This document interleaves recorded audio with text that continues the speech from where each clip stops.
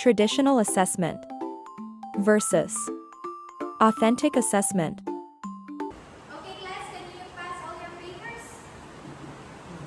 Yes.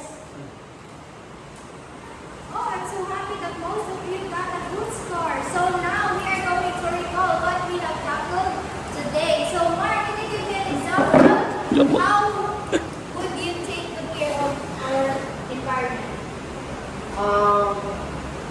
Since we need to deepen our topic, we will have another activity on how to take good care of our environment. So now we are going to have a role play. Group yourself into 3.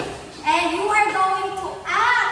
How would you take good care of our environment? Okay? Yes, ma'am. Yes, ma'am. I will give you 3. So we group 3, okay? I'm the 3. Okay. And You. the 3 was on the ground. And the ground was on the 3. Yay! And Let's grow all around. Yay! And This is a tree.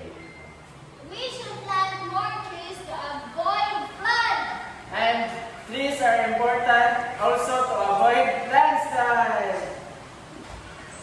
In assessment, it should not be just focusing on a traditional one, which is the pen and paper test. Because mostly in the pen paper test, that having a summative test, the students or the pupils are just memorizing but not comprehending of what are the things that they must learn in your proper discussion. So we should inject the authentic assessment, because this kind of assessment is not just content-based, but it is something that really makes the child to create their knowledge in a real-life situation. That's why it's better to not just focusing on writing, but mostly on the hands-on activity so that they would be able to know how to take good care of their environment. Thank you.